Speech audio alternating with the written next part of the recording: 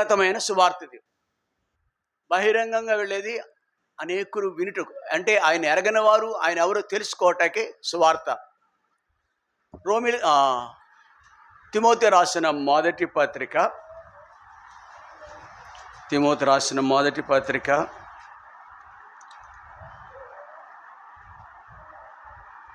మొదటి అధ్యాయం 15వ వచనం.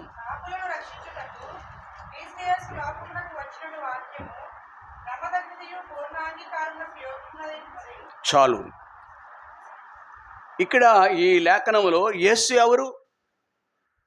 ఒకనాడు సమరయ స్త్రీకి తెలియదు, జక్కయ్యకి తెలియదు, అబ్రాహాము కూడా తెలియదు. అబ్రాహాం అని పేరు కలిగిన దశలో who is God, who is not God, దేవుడు ఎవరు అనేది అబ్రాహాముకు తెలియదు. అలాగున మానవ జాతి అంతయు సృష్టికర్తను మరిచి సృష్టాన్ని ఆరాధించే దుస్థితిలో ఇక్కడ కూర్చున్న నీవు నేను కూడా మనమందరూ ఆకావు చెందినవాడువే. శరీరానికి భౌతికంగా కనిపించే వాటికి ఇతరులు అనుసరించే దానికి ప్రాధాన్యత ఇస్తాం. మనం సత్యమును మనం ఎరగం. ఇక్కడ భక్తుడు అటు గ్రహింపు, దేవుడు ఎవరు అనేది గ్రహింపు కలిగిన ఆయన ఎవరు అనేది కొంతమందికి ఒక లేఖ రాశాడు కొన్ని వేల సంవత్సరాల క్రితం. పాపులను రక్షించుడు క్రీస్తు యేసు లోకమునకు వచ్చిన వాక్యం నమ్మదగినదియు పూర్ణ అంగీకారానికి. Why Jesus came from heaven to earth. ప్రభువైన యేసు క్రీస్తు వారు పరము నుండి భూమికి ఎందుకు వచ్చారు? పాపులను రక్షించటానికి. ఇది నమ్మదగినది, పూర్ణ అంగీకారానికి. ఇట్స్ మై పర్సనల్ ఎక్స్పీరియన్స్ అంటున్నాడు అనమాట. ఇది నా అనుభవం అంటున్నాడు ఈ ప్రియుడు. ఈ లేఖను రాసిన తిమోతికి రాసిన లేఖలో ఇది నా అనుభవం, ఎవరో చెప్పింది కాదు అని మాట్లాడుతున్నాడు. అంతేకాదు సువార్త అంటే యేసు పాపులను రక్షించటానికి లోకాడికి వచ్చాడు. ఇది మన నోట ఉంటుంది. కొన్ని పుస్తకాలు ఇచ్చినా, పత్రికలు ఇచ్చినా, లేదు మాటలు చెప్పిన ఆయన గురించి ఈయనే యేసు ఎవరు అనే దానికి అర్థం అవటానికి విశదపరచడానికి మాటలు చెప్తాం మనం. రోమీలకు రాసిన పత్రిక 5వ అధ్యాయం, రోమా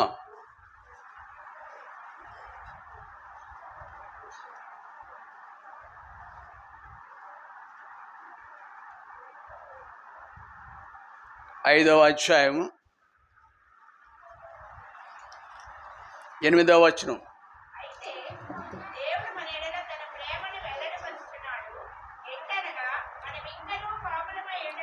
ఇది సువార్త. దేవుడు ఎవరు? యేసుక్రీస్తు ఎవరు? తిమోతి పత్రికలో చూసాము.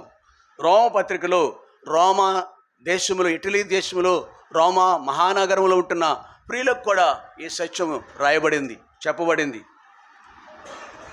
దేవుడు మన ఎడల తన ప్రేమను వెల్లడి చేసినాడు. అక్కడ కూడా అదే, ఆయన ప్రేమ తెలుస్తుంది. తిమోతి రాసిన పత్రికలు కూడా వెల్లడిపరిచి ఉన్నాడు. ఎట్లనగా మనం ఇంకనూ పాపులమై ఉండగానే క్రీస్తు మన కొరకు చనిపోయింది. ఒక వ్యక్తి పట్ల గౌరవం కానీ, మర్యాద కానీ, లేదు మనన కానీ, ఆయన పట్ల ఆప్యాయత కానీ, వీటిని కలిపి ప్రేమ అంటాం. ఎప్పుడు మనం కనుపరుస్తాం, ఆయా రీతిగా కనిపిస్తాం. ఆయనకి ఒక సీటు వేసి కూర్చునే విషయంలో, దాహం తీర్చే విషయంలో, పానీయాలు ఇచ్చే విషయంలో ఆయా రీతులుగా we show our love towards the friends and relatives. మన ప్రియులైన వారి పట్ల ఇది చేస్తాం, మనం ఇలా చూపిస్తాం. కానీ దేవుడు విచిత్రం ఏమిటంటే, మనుషులు కానీ జంతువులు కానీ వాటి యొక్క స్వజాతిని ప్రేమిస్తాయి. ఇది మానవ నైజం. కానీ శత్రువులను ఇక్కడ కూడా మాట ఉంది 10వ వచనంలో, శత్రువులమై ఉండగా. చాలు అమ్మా, మనము ఒకప్పుడు భక్తిహీనులమై ఉండగా, అంతకుముందు బలహీనులమై ఉండగా ఈ దుస్థితిలో ఉన్నాం. ఇవన్నీ కూడా మానవ జాతి యొక్క దుస్థితి, మన దుస్థితి. ఇట్లాంటి వ్యక్తుల్ని ఎవరూ ప్రేమించరు. ఆల్ టుగెదర్ మొత్తానికి నీవు అసహ్యంగా ఉన్నావు, అసహ్యంగా ఉన్నావు. యెహెజ్కేలు గ్రంథము 16వ అధ్యాయం, యెహెజ్కేలు గ్రంథము 16వ అధ్యాయం 4వ వచనం.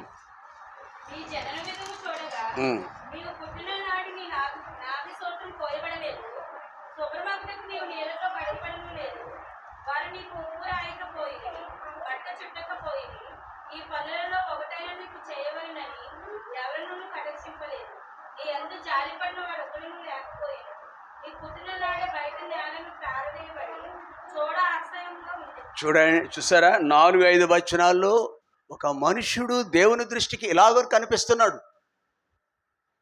ఈ బిడ్డ పట్ల ఎవరు పట్టించుకుంటారండి? ఈ వ్యక్తి పట్ల ఎవరు పట్టించుకుంటారు? ఆయా సమయాల్లో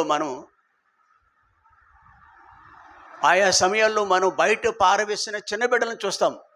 నేల బిడ్డ, రోజుల బిడ్డను బయట పారవేశారు, తుప్పల్లో పారవేశారు.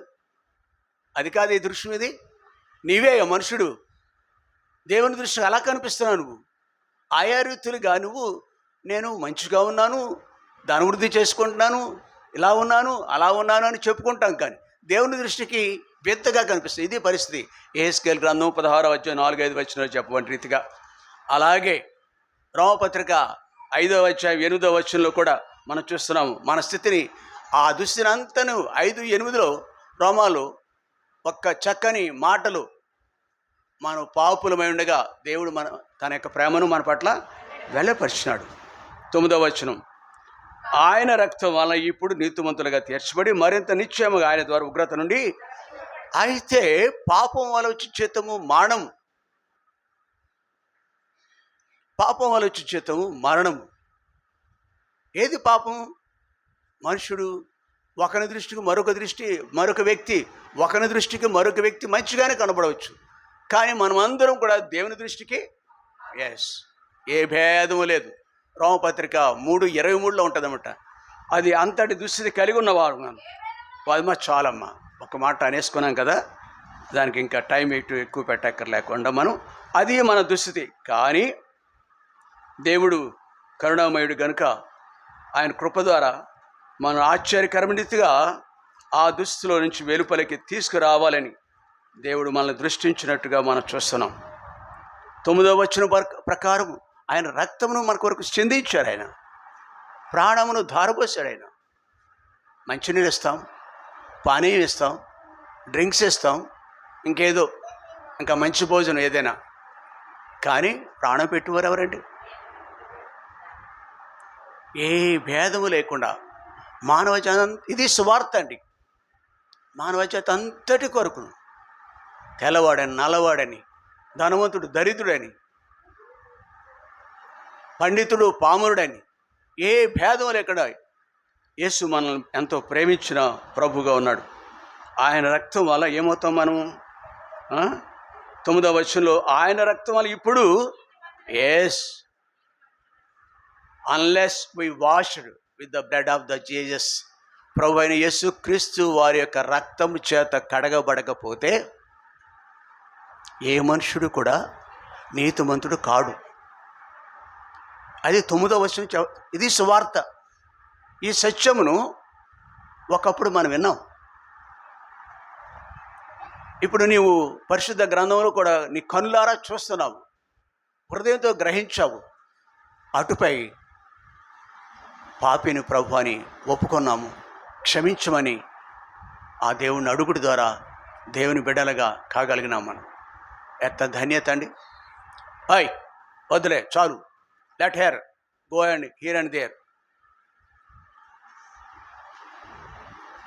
అలాగున మనము నీతిమంతులుగా చేయబడ్డాం. పేతురు రాసిన మొదటి పత్రిక 2వ అధ్యాయం 9వ వచనంలో, 8 కూడా పేతురు రాసిన మొదటి పత్రిక.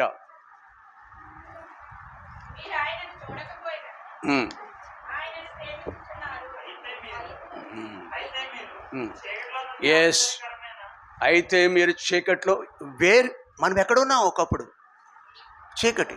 ఏది చీకటి? సొంత క్రియలు, నీ దృష్టికి నీకు మంచిదని తోసిన పనులు చేయటమే చీకటి. పర్వాలేదు నేను బాగానే ఉన్నాను అనే తలంపు ఉంటుందే, నేను నా పిల్లలు బాగున్నాను, ప్రార్థన రాకపోయినా అని అంతటి ఎదిగిపోతాం మనం. మన యొక్క స్వభిప్రాయం అనమాట, సొంత అభిప్రాయం అనమాట. అది ఆ స్థితిలో మనం ఉన్నామంట. మరి మీరు చీకటి, పూర్వం మనం ఇదే స్థితిలో ఉన్నాం, మీరు చీకటిలో, ఆ చీకటి స్థితిలో ఉన్నప్పుడు ఆశ్చర్యకరమైన తన వెలుగులోనికి మిమ్మల్ని పిలిచిన దేవుడిగా ఉన్నాడు. అది ఇలాంటి అనుభవంలోనికి తీసుకురావాలని యేసుక్రీస్తు భూమికి రావటమే కాదు, కానీ తన ప్రాణాన్ని సహితమును మన కొరకు అర్పణగాను బలిగాను అప్పగించిన విధము మనం చూస్తున్నాం. తద్వారా మనం నీతిమంతులుగా చేయబడ్డాము. ఇక్కడ పేతురు రాసిన పత్రికలో చూస్తున్న రీతిగా ఆయన గుణాతిశయములు ప్రచురము చేయ నిమిత్తము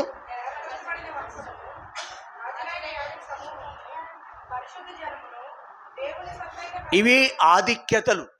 అయ్యా, భౌతికంగా మనకు కొన్ని ఆధిక్యతలు ఉంటాయి. మోటార్ సైకిల్ కలిగి ఉండటం, 4 చక్రాల బండి కలిగి ఉంటాం. అంటే ఏంటి? చిన్నపిల్లలు తోసుకెళ్తారు 4 చక్రాల బండి, అదా? అది అబ్బో, మీరంటే ఈ అనుభవం ఉంది మీకు, మీ అందరికీ. కాబట్టి 4 చక్రాలు బండి కలిగి ఉంటాం, ఆధిక్యత కదా. భవనము ఆధిక్యత, ఉద్యోగము ఆధిక్యత, నీ సౌందర్యం నీకు ఆధిక్యత అనుకుంటాం మనం. ప్రియ సహోదరి, ఆధిక్యత ఏంటో తెలుసా? క్రీస్తు రక్తం ద్వారా నీతిమంతులుగా. ఇదేనండి.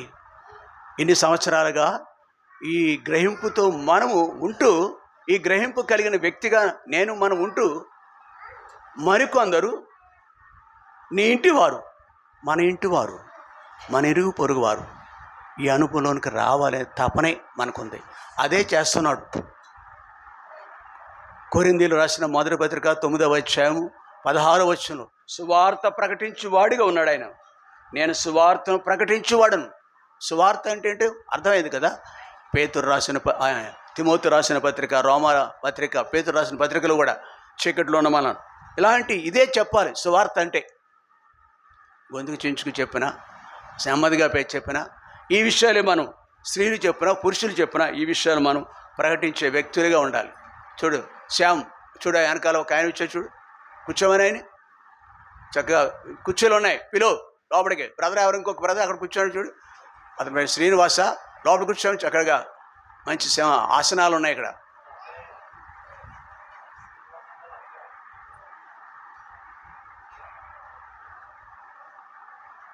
అబ్బాయి చిన్నపేట గురించి మాట్లాడట్లేదే నేను. కాబట్టి ప్రియ సహోదరి, ఇలాగున దేవుడు ఈ ధన్యతలోనికి మనల్ని నడిపించినాడు. ఇది ప్రియులారా,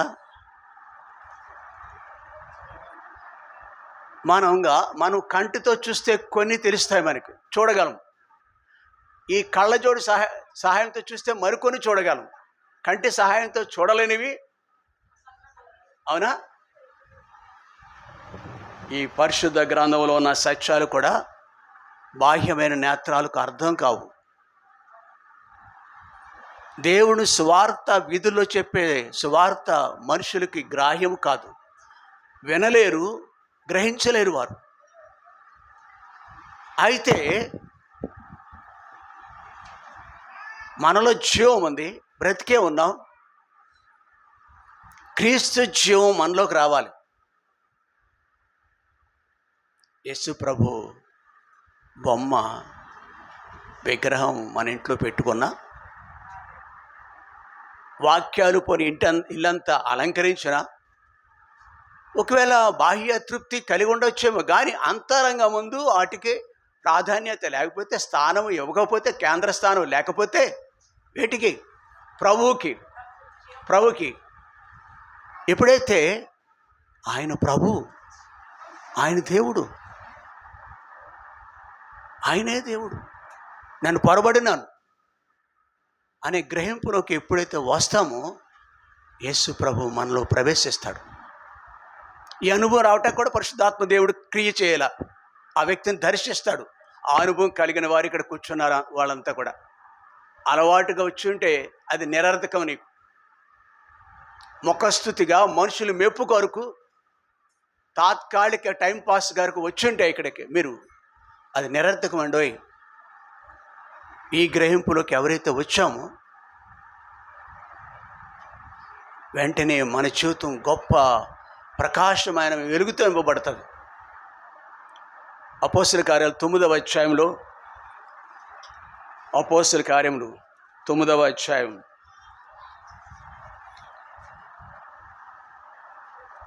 3వ వచనం.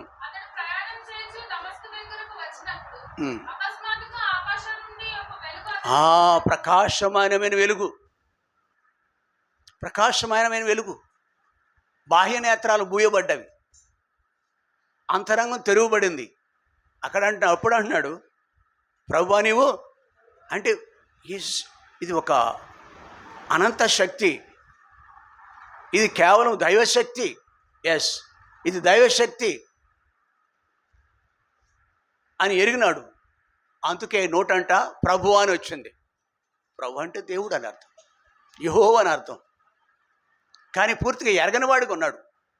మత మౌఢ్యుడిగా మత విశ్వాసాలే ఉన్నాయి తప్ప, ఆచారాలు ఉన్నావు తప్ప, ప్రపంచంలో శ్రేష్ఠుడిగా చలామణి అయిపోతున్నాడు ఈ మనుషుడు. ప్రపంచంలో శ్రేష్ఠుడు, ఉన్నతుడిగా చలామణి అవుతున్నాడు. ఎవరు? యూదుడైన సౌలు అనే మనుషుడు. యూదుడు, అతిశయం. గమానేలు పాదముల దగ్గర విద్యాభ్యాసం చేశాను. సన్హరీబ్ సభలో సభ్యుడను. రాజకీయ ఆధిక్యతలు ఉన్నాయి మనుషుడికి, ఏమి లేదు అన్నీ ఉన్నాయి. మనం చెప్పిన విధంగా అంతరంగంలో దేవునికి ఆచారాలు ఉన్నాయి. బహుశా కూర్చున్న వారు ఎవరైనా అలవాట్లు, ఆచారాలు, మనుషులు వంశ పారంపర్యమైన అవన్నీ కలిగి ఉండి, ప్రియ సహోదరి ఎప్పుడైతే ఆయన దర్శిస్తాడో ఆయన యొక్క జీవం మనలోకి వస్తుంది. పరిమితంగా ఉన్న అవి మన ఇంట్లో ఉన్నవి కాదు, బొమ్మలు కాదు, జీవం మనలో ప్రవేశిస్తుంది. క్రీస్తు యొక్క జీవం. ఇంకొక పాట పాడుకున్నాం మనం చక్కని, అదేనా జీవం? చూడండి, ఆ చరణం ఉందా? ఎస్,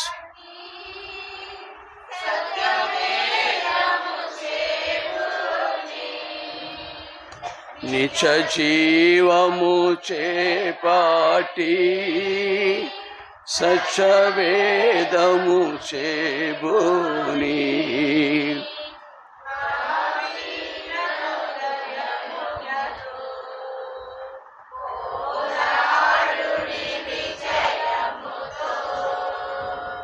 పవిత్ర హృదయముతో పోరాడుడివి.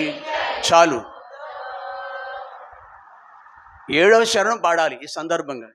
యేసుని జీవం లిగి ఇలలో శ్రమనో చూచు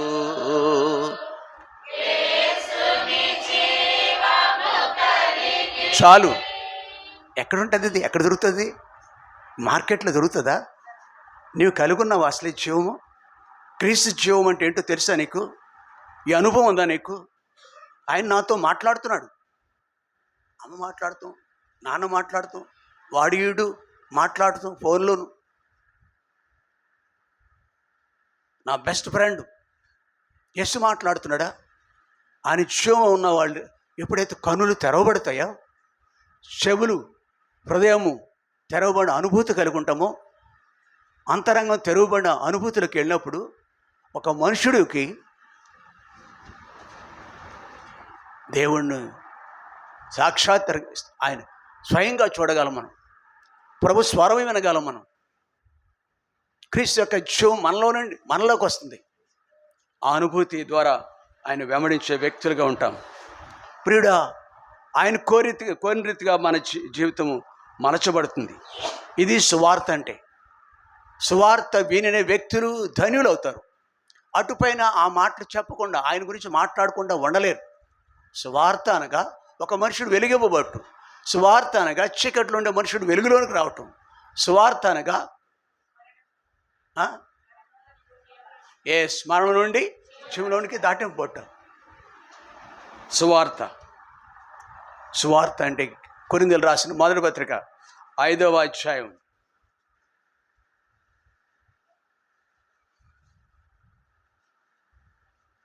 మన్నించండి. 15వ అధ్యాయం,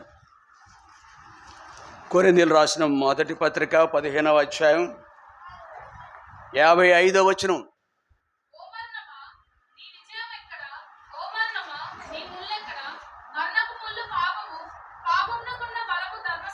ఇదండి ఈ గ్రహింపులో ఒక సువార్త వినిన తదుపరి సువార్త మేలు చేసింది నీకు. శ్రీరామచంద్రమూర్తి అని ఒక ఆయన ఇక్కడ ఉన్నాడు, పేరు పెట్టుకున్న ఆయన. ఇలా చూడండి ఒకసారి, ఆయన పేరు, ఆ పేరు మీ అందరికి తెలియదు, నాకు తెలుసు. మొదట అలాగే పరిచయం అండి నాకు. అతని పేరేంటి తెలుసా? స్టీఫెన్, రాయలు స్టీఫెన్ ఆయన పేరు.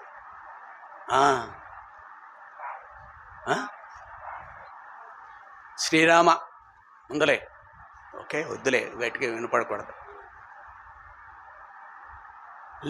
తెలిసింది ఒక రోజున ఆయనకి తెలిసింది విషయం. శ్రీ ఉందండి. ఇప్పుడు విన్న తర్వాత చెవులు, కనులు, హృదయం కూడా గ్రాహ్యంలోకి వచ్చినాయి, స్పర్శలోకి వచ్చినాయి. నో, ఆయనే దేవుడు అని చెప్పగలుగుతున్నాడు. ఇంకా ఏ అనుభవం అంటే మనం చూసాం కదా, ఓ మరణమా నీ విజయం ఎక్కడ, ఓ మరణమా ముళ్ళు ఎక్కడ, మరణపు ముళ్ళు పాపము, పాపముకున్న బలము. అయితే పాపం వల్ల మరణం వస్తుంది. ఆ పాపాన్ని లేకుండా ప్రభువైన దేవుడు పరమును విడిచి భూమికి వచ్చారు. పాపం పోవాలంటే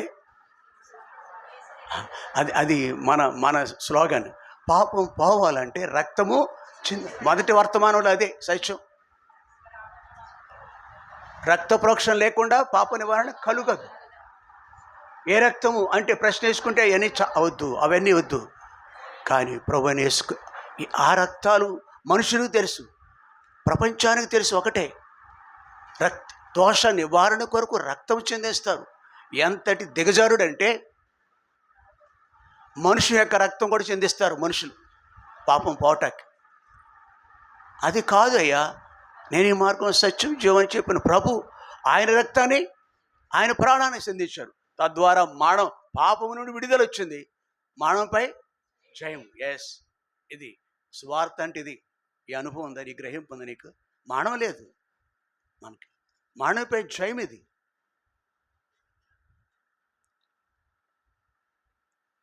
ఒరే చస్తావురా, దాని దగ్గరికి వెళ్ళకరా, చస్తావు. కరెంటు షాక్ కొట్టి దగ్గర ఆడుకుంటున్నాడు ఒక వ్యక్తి అజ్ఞానంగా, అంటాం లేదా?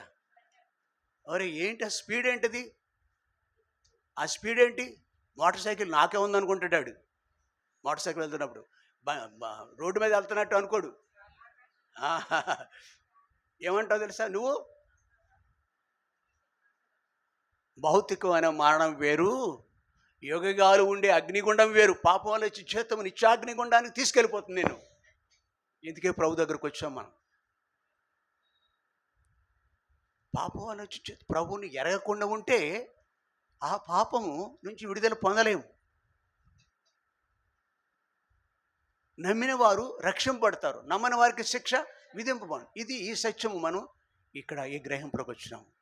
అంతేకాదు, మానవ మీదే జయం పొందాము. యుగయుగాలు ప్రభుత్వం ఉండే గొప్ప భాగ్యం మనకు కలిగి ఉంది. ఇది మొదటి మాట అండి, ఇది మొదటి సత్యం, సువార్త. ఈ సత్యమును కొరకు ఇక్కడ ప్రియుడు పౌలు, నేను సువార్త ప్రకటించిన నాకు అతిశయ కారణము లేదు, ఇది బాధ్యత ఇది అంటున్నాడు అన్నమాట అండి.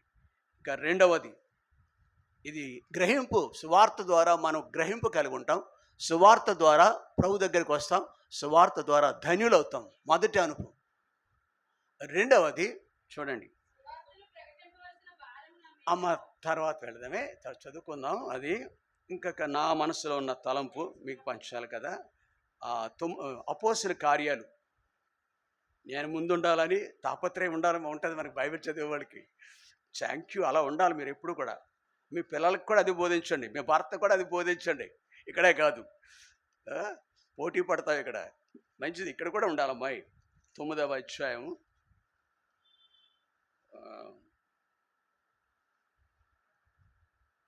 15వ వచనం.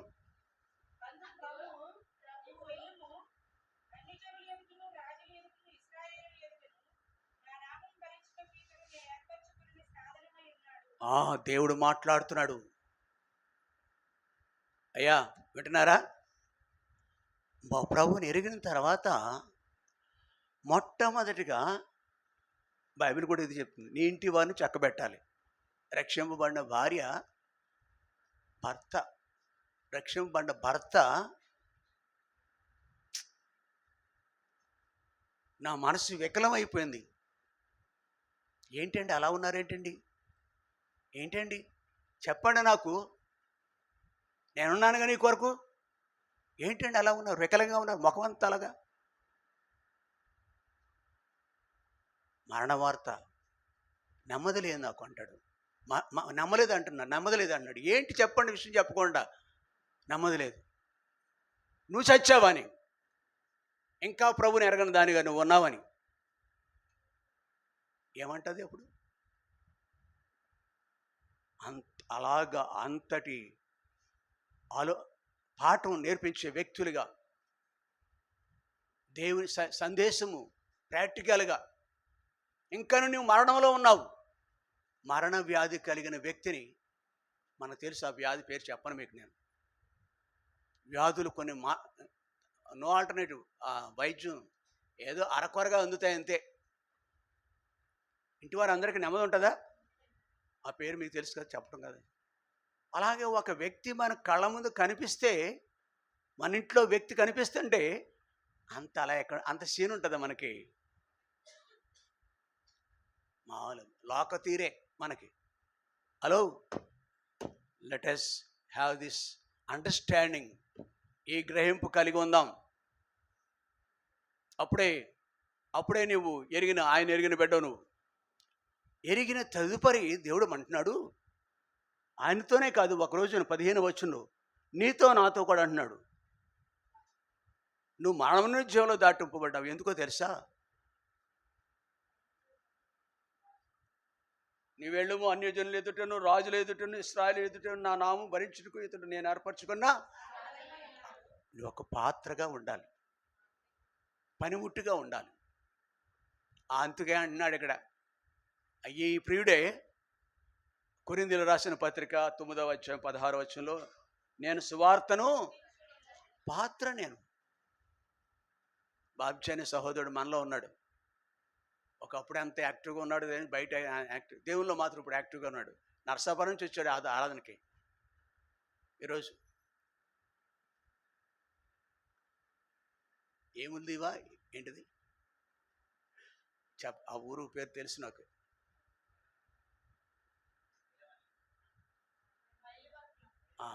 ఇంకోటి ఏదో ఉంటుంది. ఓకే, అది కూడా కాదు, ఇంకోటి ఉంది, విన్నాను నేను.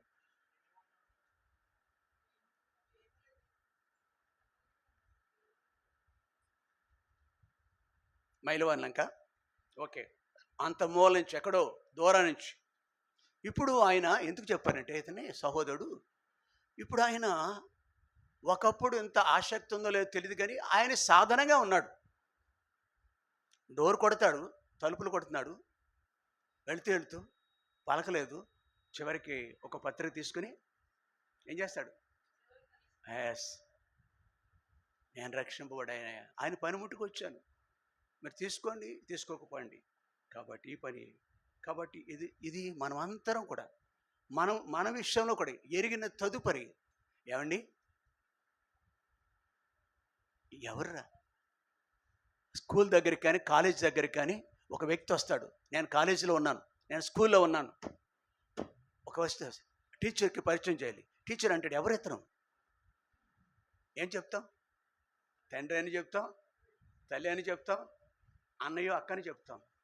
ఆ మాట చెప్తే సిగ్గుపడతాడు ఎవడన్నా? యేసుప్రభు అంటే సిగ్గుపడాలా మనం?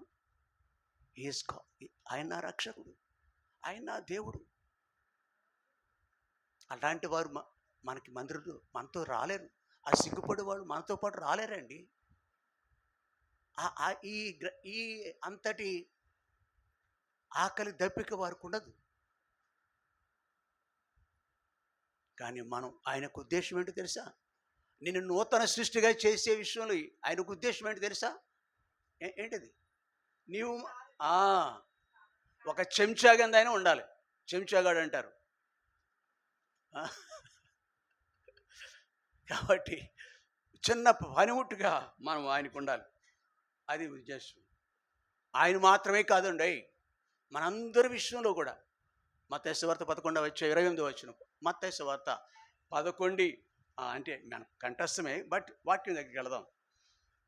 వీలైతే అందరూ కలిసి చదువుకుందామా? 11:28 అందరూ కలిసి చదువుకుందాం. ప్రయాసపడి భారం మోసుకొనుచున్న సమస్త జనులారా నా ఎదుకు రండి, నేను మీకు. ఒకనాడు సౌలుని పిలిచిన దేవుడు మనల్ని కూడా పిలిచాడు. ఇప్పుడు కూడా పిలుస్తున్నాడు. నా వద్దకు రండి, బూదిగంత నివాసులారా, లుక్ ఎట్ మీ. ఎవరితో చెప్తాడో తెలుసా? పెంట కుప్పల మీద ఉన్న వ్యక్తులతో.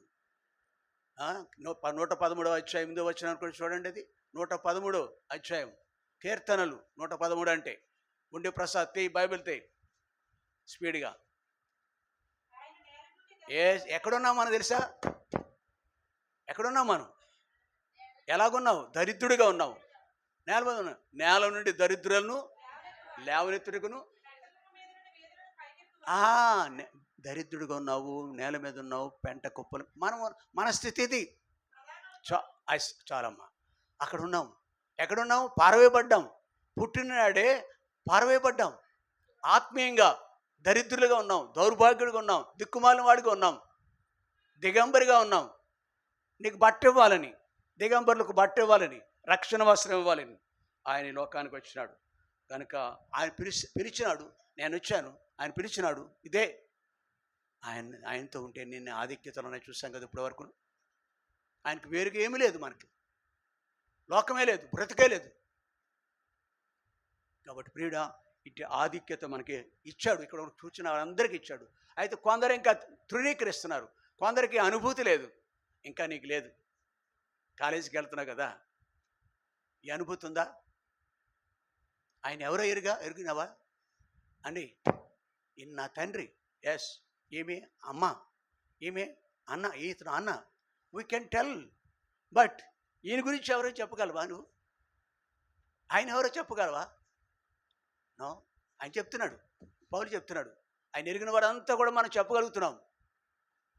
నీకు ఆ అనుభవం ఆయన ఎవరో లేకపోతే ఇప్పుడే, ప్రభువా నేను పాపినే, నన్ను క్షమించాయా, నన్ను కడిగాయి ఒకసారి, నా కొరకే లోకానికి వచ్చారట, మీరు మరణించున్నారంట, దయతో క్షమించమని దేవుడితో చెప్తాం. మత్తయి సువార్త 11:28 ఆ సత్యం తెలియజేస్తుంది. మత్తయి నిన్ను పిలుస్తున్నాడు, ప్రయాసపడు పాపభారం మోసుకొంచున్న సమస్తమైన వారులారా నా వద్దకు రండి అయ్యా. నెమ్మది లేదు మీకు, ఇళ్లలో నెమ్మది లేదు, ఇంట్లో నెమ్మది లేదు, ఒంట్లో నెమ్మది లేదు. కాబట్టి ఆయన ఆహ్వానిస్తున్నాడు. ఆ ఆహ్వానం మన్నిస్తే నీకు గొప్ప ధన్యుడు అయిపోతావు. కొరింథీయులకు రాసిన ఆ మొదటి పత్రిక 12వ అధ్యాయం.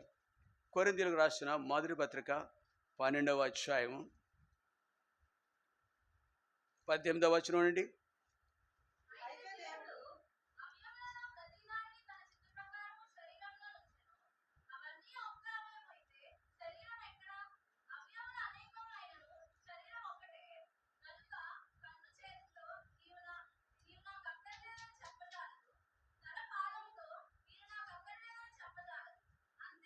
చాలు. ఇప్పుడు అరణ్యంలో తిరుగులాడే మనలను, పాడని ఎడారిలో సంచరించే మనలను ఆయన కనుగొని ఆవరించి ఏం చేశాడు? పరామర్శించి, నువ్వెవరు? ఇప్పుడే చెప్పావు కదా, కాదు ఇంకో మాట. ఇప్పుడు నేను ఎవరో తెలుసా? I am the eyeball of the Lord Jesus Christ. నేను దేవుని యొక్క కనుగుడ్డును, కనుపాప. అవునా? వాక్యం సెలవిస్తుంది.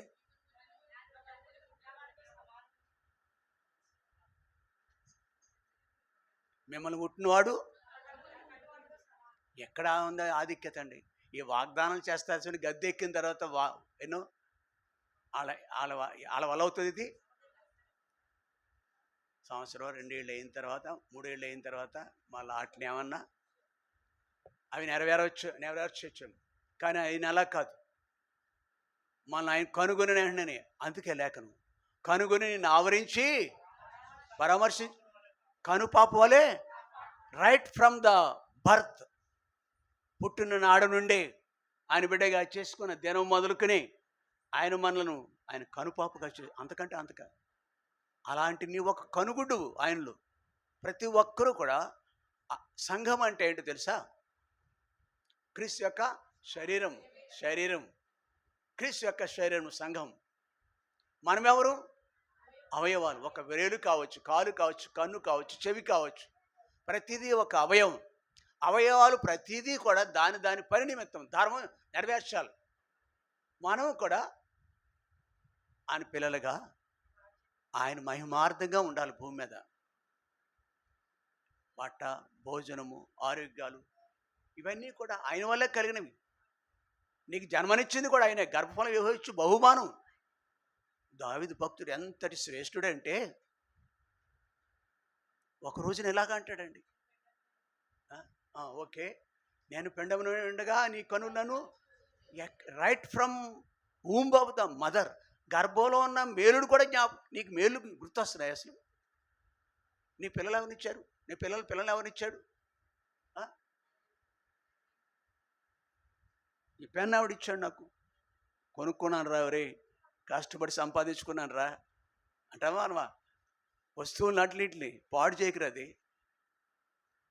No, not because of you. నిన్ను బట్టి కాదు, ఆయన బట్టి మనం ఇలా ఉన్నాం. ఈ స్థితి కలిగి ఉన్నాం. మనం ఈ మందిరంలో ఉన్నాం. మనమందరం అయ్యా అర్థమవుతుందా? ఈ మందిరంలో ఉన్నాం మన అందరము యేసులో ఒక అవయవాలు. ఏదైనా అవయవం పనికిరాకపోతే ఏం చేస్తున్నారు తెలుసా? డాక్టర్లు పొట్ట కోసి అది ఆ భాగం తీసి పడేస్తున్నారు అంతే. అడగండి, ఎవరినైనా అడుగుతారు. మీ కొందరికి అనుభవాలు ఉన్నాయి, కొందరు విన్నారు, కొందరు చూసాం. కోస్తారు ఒక భాగాన్ని, అవతల పనికి మాలింది ఏదైనా ఉంటే నువ్వు ఆయన తీసి పనికి మాలిన వాడువా, పనికి మాలిన దాడువా? అలాంటి వ్యక్తి నువ్వు. ఒక అవయవంగా ఉన్నావా ఆయనలోను? ఆయన ఇంట్లో ఆయనకి ఏమైనా ఉపయోగకరంగా ఉన్నావా? నీ జీతంలో కొంత, నీ సమయంలో కొంత, నీ శక్తిలో కొంత మనం వినియోగించాలి. ఒక భాగమై ఉన్నాం. కాబట్టి పోట్లాడుకోకూడదు. కన్ను చెయ్యి అంటది ఎంతసేపు నేనే కష్టపడుతున్నా అంట. కాలు అంటది ఎంతసేపు నేనే నడుస్తున్నా అంటది. అవునా కదా? ఒక రోజున పొట్ట మీద అలిగినాయి అంటే శరీర భాగాలన్నీ కూడా. నువ్వే తింటున్నావు, తాగుతున్నావు, పొట్ట పెంచుకుంటున్నావు. బాగా పొట్ట పెరగడానికి ఒక కారణం అంటే తిండి అంట. మిమ్మల్ని కాదు, మీ గురించి మాట్లాడతలేదు నేను. డాక్టర్లు చెప్తారు కాబట్టి కొంచెం తగ్గించేయ అంటారు. అలిగినాయి,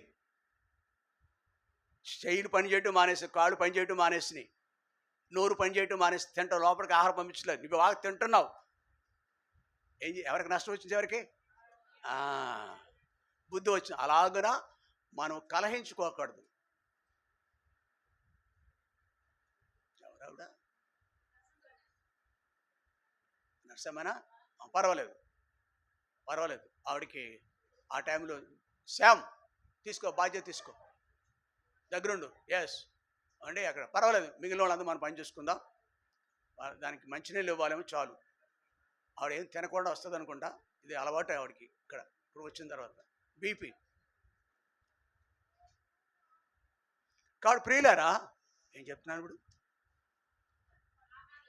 మనం ఒక శరీరంలో ఒక భాగమై ఉన్నాము. ప్రతిదీ దాని పని నిమిత్తం నీవు నేను కూడా ఆయన కొరకు ఉపయోగపడే వ్యక్తులుగా ఉండాలి. మన కొరకే కాదు, మన సమయంలో దశమ భాగం కూడా ఇవ్వాలి. సమయంలో దశమ భాగం దేవుని ఇంటిలో గడపాలి, దేవుని కొరకు గడపాల. నీ ఇంట్లోనే కాదు, దేవుని కార్యక్రమాల్లో పాలు పొందే వ్యక్తిగా ఉండాలని 15 చూడండి, అపోస్తుల కార్యములు 9వ అధ్యాయం 15వ వచనం ఆ సత్యాలు మనకు తెలియజేస్తుంది. అమ్మా, ఎస్,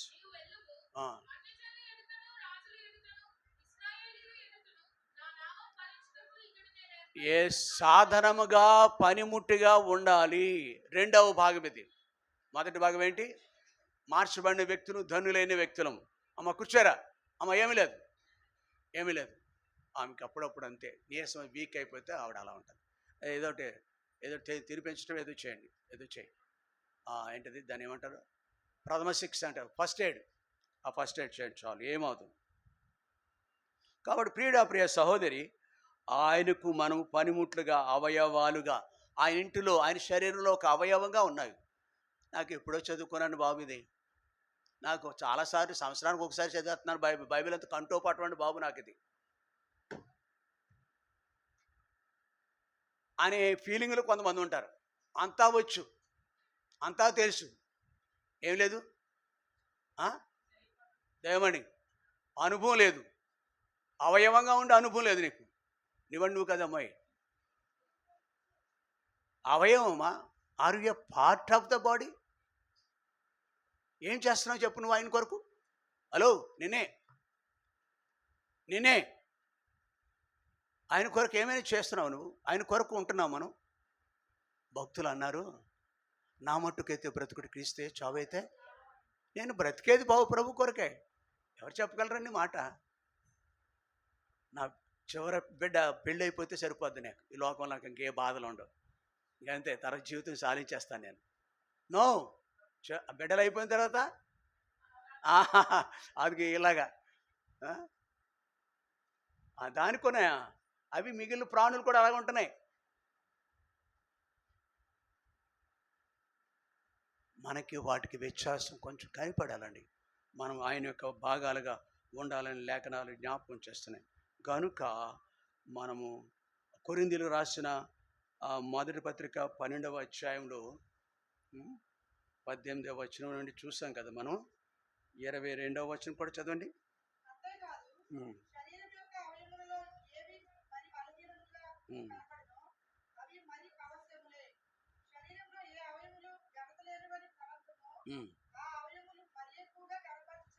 చాలు, ప్రతి దానికి విలువిస్తున్నాడు, ప్రతి దానికి సాయిస్తున్నాడు.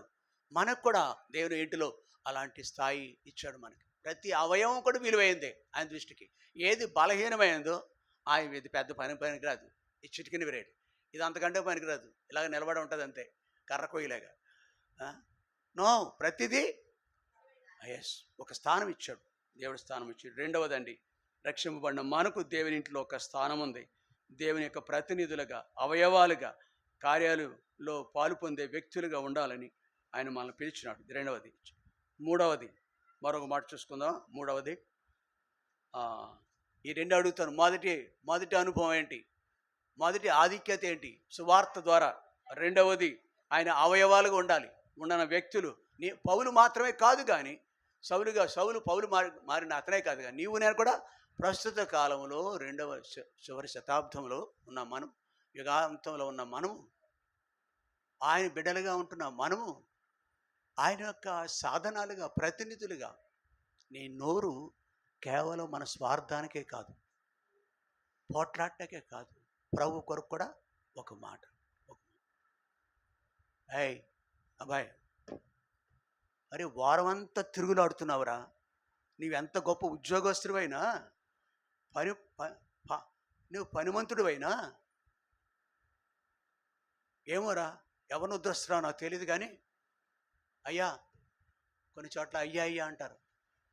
ఒరే, నేను వెళ్తున్నాను రా, నాతో పాటు రారా నువ్వు. ఎక్కడికి? కొంతమంది పిల్లలు మంగళవారం శుక్రవారం వాళ్ళంతా పార్కుల్లోనూ షికారులు చేస్తారు, రోడ్ల మీద తిరుగుతారు పిల్లలందరూ, మందిరానికి తీసుకురారు. అమ్మ వస్తుంది, బాబు వస్తారు. ఒక్క అరగంట గడపలేవా 24 అవర్స్లో? ఎవరిచ్చారే దినము నీకు?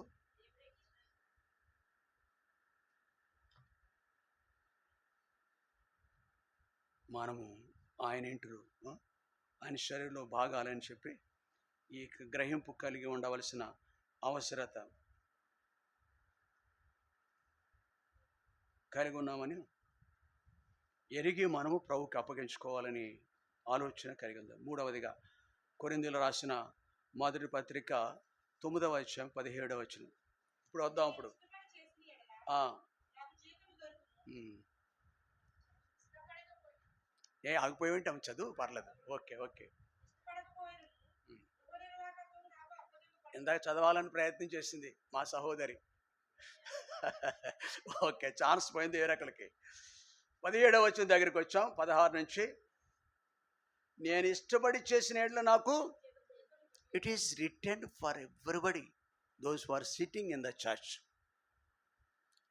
దేవుని మందిరంలో కూర్చొని మన అందరి తోటి వాక్యం మాట్లాడుతుంది. అయ్యా, అమ్మ, యేసు ప్రభు మనతో మాట్లాడుతున్నాడు. పరిశుద్ధాత్మ దేవుడు మనం అంత నేను ఇష్టపడి చేసినాడు నాకు. నిన్న నిన్న ఒక సహోదరుడు ఎంత సంతోషంతో గొంతులు వేస్తూ మాట్లాడుతున్నాడు నాతోటి. గొంతులు వేస్తూ మాట్లాడుతున్నాడు. హౌ గ్రేట్ ఇట్ ఈజ్ అంటున్నాడు. ఎంత గొప్ప విషయం. ఎందుకో తెలుసా? చెప్పండి మీరు. నాతో మాట్లాడిన సహోదరుడు ఈ తారీఖు ఎంత? నిన్నంత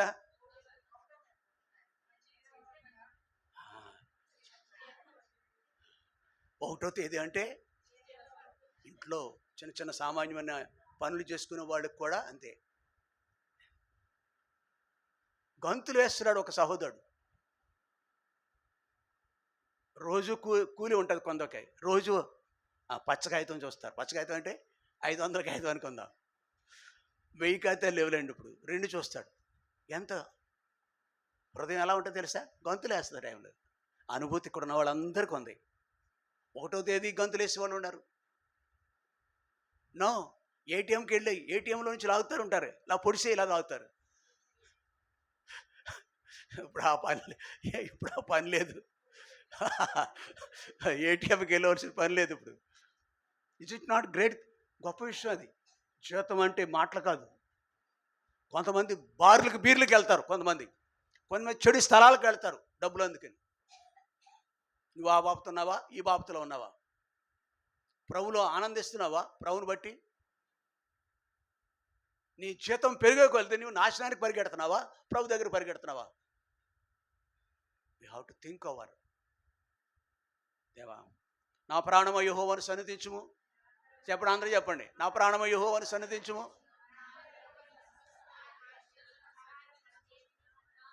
యెహోవాను సన్నిధించుము, ఆయన చేసిన మేలు. ఇది మనం కళ్ళ ముందు ఫోన్లో కనిపిస్తున్నప్పుడు, జీతం యొక్క సంఖ్య ఫోన్లో చూస్తున్నప్పుడు, బ్యాంకులో తీసినప్పుడు, జేబులో తీసినప్పుడు ఈ డబ్బులు, ఈ మాట చెప్పాలి మనం. ఇది కేవలం ఆయన బట్టే నేను కలిగి ఉన్నాను చెప్పేవాళ్ళు లేకపోతే ఇక్కడ ఉన్న వాళ్ళంతా ఆ బాబతే. ఆయన బట్టే ప్రభుని స్తుతించి ఉంటాడు. నేను నాతో మాట్లాడిన వ్యక్తి ఆరాధించి ఉంటాడు. ఆరాధన ఇక్కడే కాదు, అన్ని స్థలాల్లో చేయొచ్చు. ప్రభు నీకు వందనాలయ్యా. నేను ఏ పార్టీ వాడును? అవునా, నేను ఏ పార్టీ వాడును? నా పిల్లల్ని పెంచడానికి, ఫీజులు కట్టడానికి నువ్వే కదా. ఆయన జీతం ఇస్తున్నాడు మనకి. ప్రియుడా, కష్టార్జితం ఇస్తున్నాడు, ఆశీర్వదిస్తున్నాడు. కొంతమంది, నన్ను క్షమించండి, బుద్ధిజీనులు అప్పులు చేస్తారు. ఎక్కువ పిండి కొలిది అలాగుండాలి. గొప్పగా పోకూడదు, గొప్పగా పోకూడదు, అప్పులతో గొప్పగా పోకు. ఇంకో మాట ఉంది, నేను చెప్పడానికి ఇష్టం లేదు. క్రెడిట్ కార్డులు అవి కూడా అవి కూడా అటువంటివి. Be in your limits. ఒక ఆయన అంటున్నాడు, అతను ఉద్యోగం చేస్తున్నాడు స్థలంలో. ఓ అబ్బాయి అన్నాను నేను. ఏంటండి అన్నాడు. అంటే బ్రాకెట్లో ఇంకో మాట్లాడతాడులే. ఏంటండి అన్నాడు, సంబోధిస్తాడు అలాగా. జాగ్రత్త సుమానాను. అలాగేనండి అన్నాడు. అంటే బ్రాకెట్లో ఇంకో మాట ఉంది, be careful about this credit card. నేను వెళ్ళట్లేదు, దానికి జోలికి వెళ్ళట్లేదు. ప్రతిరోజు నాకు ఫోన్కో మెసేజ్ వస్తుంది, నీకు 18 లక్షలు ఇస్తాం, 15 లక్షలు ఇస్తాం. ఫోన్లో వస్తుందా? ఏం మీ ఆయన గారు రాలేదు ఈవేళ? అటువంటి వచ్చాడా? అవి తీసుకుంటా ఉన్నాడేమో కేళ. వస్తున్నాను పొద్దునే చెప్పాడు నాతోటి. రండి బ్యాంకురా. వాళ్ళు ఎంత మనల్ని ఎర్రోళ్ళు చేస్తున్నారంటే, నీకు 18 లక్షలు ఇస్తారు రావయ్యా. ఓ, నా ఫోన్కి వచ్చింది, మీ బ్యాంకు నుంచి వచ్చింది. వెళ్ళిపోతాడు. సంతకాలు పెట్టండి. వట్టినే ఇస్తాడా? నీ తల తాకాట పెడితే కానీ వాడు ఇవ్వడు. దానికి 18 లక్షలకు 5-6 లక్షలు కలిపి తీసుకుంటాడు. ఏంటది? వడ్డీ. తీసుకున్నప్పుడు చాలా మధురంగా ఉంటుంది. 18 లక్షలు అంటేని, 10 లక్షలు అంటేని కారు కొనొచ్చు, మోటార్ సైకిల్ కొనొచ్చు. ప్రతి వ్యక్తి కూడా గ్రహింపు, మనం తీర్చే శక్తి ఉన్నప్పుడే అప్పులు చేయకుండా అవసరాన్ని బట్టి. నేను కూడా ఆ బాబుతే, మరి నేను అతిథుని కాదు, నేను కూడా ఆ బాబుతే. కానీ తిరిగి దానికి వెళ్ళమని కాదు, స్వేచ్ఛ ఎక్కువ పొంది అలాగా అనాలోచితంగా అనుకోండి. కానీ ప్రభు జీతం ఇస్తా అన్నాడు, మనకి జీతం ఇస్తా ఉన్నాడండి. ప్రభు జీతం ఇస్తా ఉన్నాడు. భౌతికమైన జీతం ఇస్తున్నాడు. మన జీవితాంతంలో దేవుడు కూడా గొప్ప జీతం ఇవ్వనై ఉన్నాడు దేవుడు. చూడండి, ప్రకటన గ్రంథం 22 చదవండి. ప్రకటన 22:12. వీళ్ళంతా త్వరగా తీయలేదు బైబిల్. చదవండి. ఇదిగో త్వరగా వచ్చుచున్నాను, వాని క్రియలు చొప్పున. ఎంతమందికి నమ్మిక ఉంది ఈ విషయంలో? ఎంతమందికి నమ్మిక ఉంది? ఈ వాక్యం ఎప్పుడైనా చదివా నువ్వు నీ బైబిల్లో? ఒక పేరు పెట్టి పిలవ చెప్పాలనుకుంటున్నాను. నేను స్టీవా గారిని అడగాలనుకుంటున్నాను. అంకుల్ నాకు తెలుసు అంకులు చాలా అనేది నాకు సుపరిచితం అంటాడు అతను. 22వ అధ్యాయం ప్రకటన గ్రంథం 12వ వచనం. ఇదిగో, హలో, ఓ నిద్రపోయే వ్యక్తి, మునిగిపోయిన వ్యక్తి కుడితిలో పడి కొట్టుకుంటుందంటే ఏంటది అని తెలియదు, ఇవిడికి తెలీదు. వేరే జిల్లా, మన జిల్లాలో అందరికీ తెలుసు. కుడితిలో పడ్డా అంటే పనులు, పాటలు, ఇవన్నీ ఇవి కార్యక్రమాలన్నీ అది కుడితంటే. గెంజి బియ్యం కడగ్గా వచ్చిందని అది కుడితే. బహుశా గెంజి కూడా దాంట్లో కలుపుతారు. దాంట్లో ఎరగబడింది, పైకి రాలేదు అది. అలాగే ఈ కార్యక్రమాలు వేరు, అబ్బా, అవి బోల్డెన్ కార్యక్రమాలు, వాటి నుంచి అలాగే మనమును ప్రభువును చూడలేని వ్యక్తిగా ఉన్నాయేమో. దేవుడు నేను దేవుని బిడ్డను. I should be in my limits. నేను హద్దుల మధ్య ఉండాలి, శక్తి కొలతే జీవించాలి, ప్రభు స్పృహ కలిగి జీవించాలి. ప్రభు స్పృహ కలిగి నేను ప్రభు బిడ్డను అనే స్పృహ మనల్ని ఎంత ధన్యులు చేస్తా తెలుసా? మన లైన్లో ఉంచుతుంది. ఆయన కొరకు ఒకవేళ లేఖనం ఇలా సెలవిస్తుంది, నీతిమంతుడు 7 మార్లు పడినను అని కావాలని అప్పగించుకుందామా శాపగ్రస్తమైన బ్రతుక్కి? మిస్టేక్ ఇస్ మేబీ లోకంలో కూడా అంటారు పొరపాటు సహజమని అని. రోజు దానికి వెళ్తానా? నేను పుచ్చుకుంటాకి వెళ్ళాలా? లేదా దీనికి వెళ్ళాలా? నన్ను నేను మోసగించుకుంటూ ఇంకా ఆ విషయాల్లో దేవుడు ఇక్కడ చూడండి, ఇంకొక మాట ఉంది. కొరింథీయులకు రాసిన 2వ పత్రిక 5వ అధ్యాయం 9వ వచనం ఎంతది? కొరింథీయులకు రాసిన 2వ పత్రిక 5వ అధ్యాయం 10వ వచనం అనుకుంటా. 10వ వచనం అమ్మా.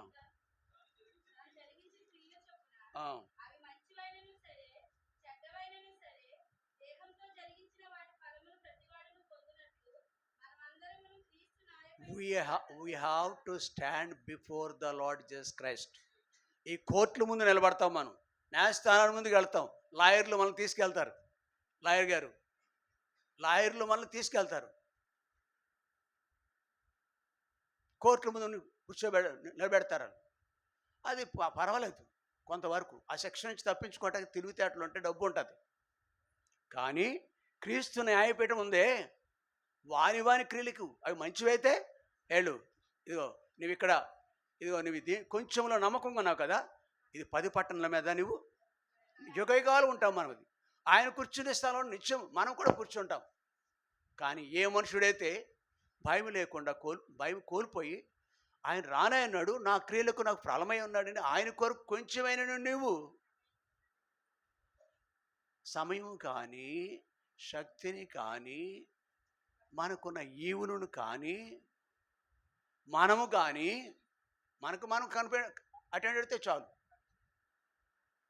ఉంటే దానికి తగిన ప్రతిఫలం కూడా, అది మంచి కార్యాలు.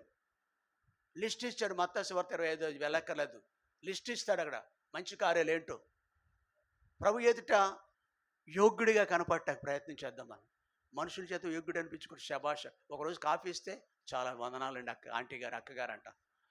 దేవుని చేత యోగ్యుడు అనిపించుకోవాలి. ప్రభు మెచ్చుకునేవాడే యోగ్యుడు. కానీ మన సమయం అయిపోయింది, ముగించుకుందాం. మూడో విషయం చూస్తాం మనం. మొదటి విషయం ఏంటో తెలుసా? సువార్త ద్వారా మనం రక్షింపబడ్డాం. ఆ సువార్త ప్రకటించవలసిన భారం నా మీద మోపబడి ఉన్నది. ఆ విషయాలు చూడలేదు. ఒకటి, సువార్త ద్వారా మన బ్రతుకులు ధన్యమైపోయినాయి. రెండవది, సువార్త అదే అక్కడే సువార్త ప్రకటింప బద్ధులుగా ఉన్నాం. సువార్తను ఇతరులకు, నేటి వారికి, అవునా, ఇరుగు పొరుగు వారికి. వినండి ఒక మాట. పోయిన ఆదివారం నాడు అనౌన్స్మెంట్, నేను చేసిన అనౌన్స్మెంట్లు వేరు, ఇప్పుడు జరిగేది వేరు. పోయిన ఆదివారం నాడు అనౌన్స్మెంట్ ఏంటంటే 9వ తేదీ మనకు ప్రేమ విందు ఉంటుంది అన్నాడు. 15వ తేదీ అలాగ ఉంటుంది, 3వ ఆదివారం అలా ఉంటుంది. కానీ ఆల్ సడన్ ప్రియులు యొక్క ప్రేరణ మేరకు సహోదరి యొక్క కుటుంబం యొక్క వారి కుటుంబంలో దేవుడు ఏమైతే అయి ఉన్నాడో వారి పక్షాన, కుటుంబ పక్షాన చేసిన మేలును బట్టి